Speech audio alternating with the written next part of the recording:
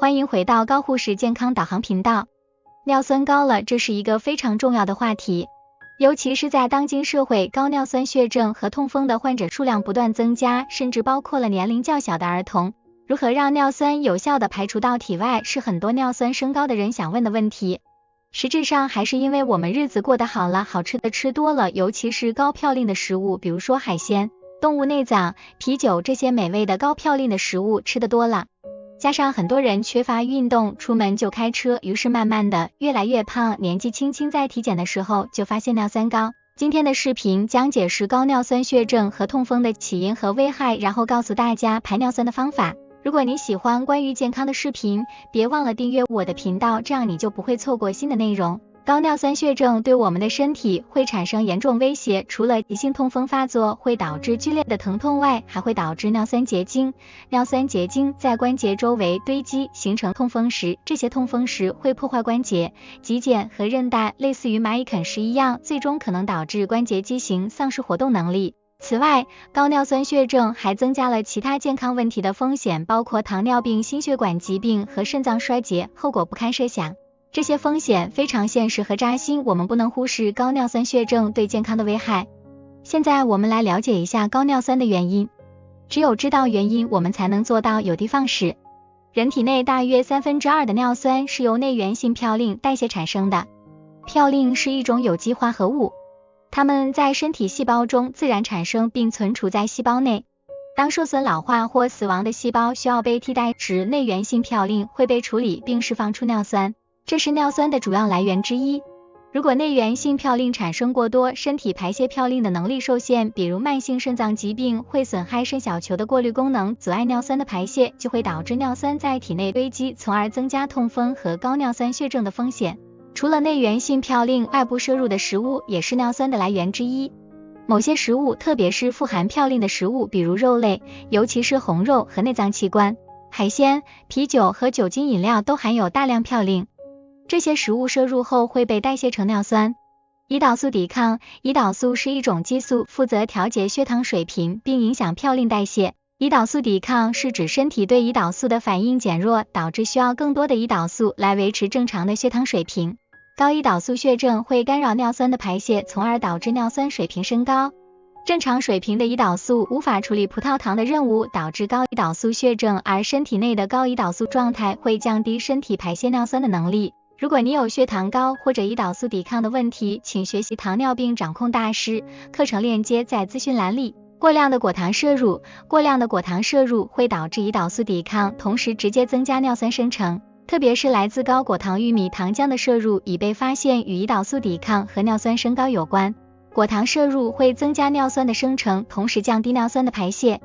酒精的摄入，酒精会减少肾脏对尿酸的排泄，导致尿酸积累在体内。特别是酒精滥用者更容易患有高尿酸血症。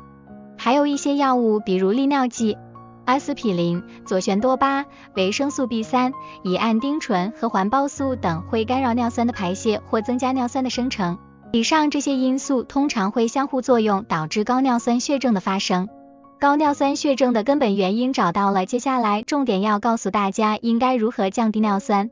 第一点，要进行饮食调整，减少高嘌呤食物的摄入是关键。高嘌呤食物包括红肉内脏器官，比如肝脏，以及海鲜，比如虾、蟹、贝类。取而代之，要增加低嘌呤食物的摄入，多吃蔬菜水果、全谷物、坚果、低脂奶制品。给大家推荐几种被称为排尿酸高手的食物。第一，西红柿。西红柿富含番茄红素、维生素钾等成分，每天坚持吃能降低血液粘稠度，利于尿酸排出体外。第二，芹菜。芹菜可以溶解体内更多的尿酸。芹菜属于凉性食物，有清热利尿的作用。第三，木耳。木耳的嘌呤含量低，它所含的胶质有助于代谢掉肾结石等内源性异物，同时含有丰富的钾元素，可以促进尿酸排出。第四，冬瓜和茄子。常吃冬瓜茄子可以有效排出体内尿酸。另外，冬瓜还有降压消肿的功效。第五，低脂牛奶。牛奶中的酪蛋白和乳清蛋白可以很好的促进尿酸排出。饮食上要减少碳水化合物的摄入，远离深加工食品，例如酒精和糖。酒精的摄入一定要适度，因为酒精会降低尿酸排泄，尤其要小心啤酒，因为啤酒富含嘌呤。你可以选择喝小苏打水、柠檬水、淡绿茶或者普通的白开水来代替酒精饮品。第二，限制果糖，特别是高果糖玉米糖浆的摄入，因为它与尿酸水平的升高有关。要减少果汁、碳酸饮料和加工食品的消费，它们通常含有高果糖玉米糖浆。强调一下，不要让小孩喝碳酸饮料，碳酸饮料是高尿酸的隐患，健康的饮食习惯要从小养成。第三，足够的水分摄入。适量的水分摄入对于痛风患者非常重要，因为水有助于稀释尿液中的尿酸，帮助排除多余的尿酸，从而有助于减轻痛风症状和预防尿酸结晶的形成。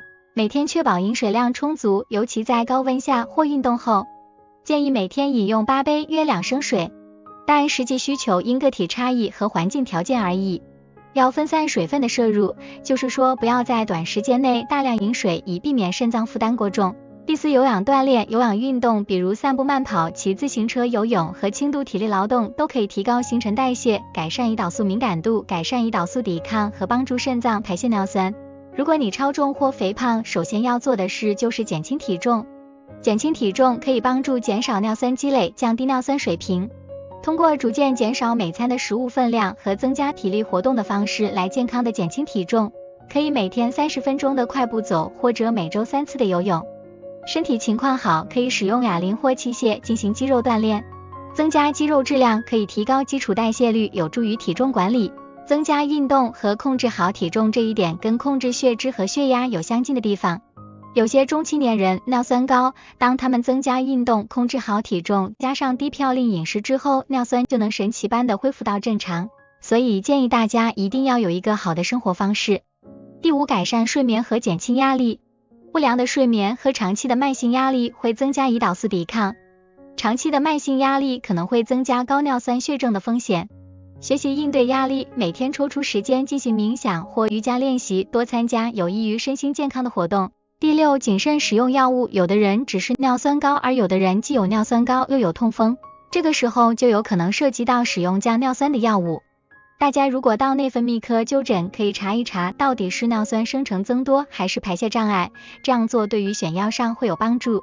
对于一些尿液 pH 值低于 6.0 的人来说，要吃小苏打碳酸氢钠片来简化尿液，这样才有助于尿酸的排出，避免不良后果的发生。大家注意要尽量让尿酸控制的达标，因为尿酸高不光是导致痛风，还导致心脑血管等疾病。如果正在服用利尿剂、阿司匹林等药物，可能会影响尿酸水平，应咨询医生。如果说尿酸升高的不多，也没有痛风症状，这个时候先改善生活方式，看生活方式改变后尿酸能不能降下来。总之，高尿酸血症和痛风不容忽视，大家一定要重视。希望今天的视频能够帮助到屏幕前的各位朋友们。如果你喜欢我的视频，请点赞、订阅和转发，谢谢支持，我们下期视频再见。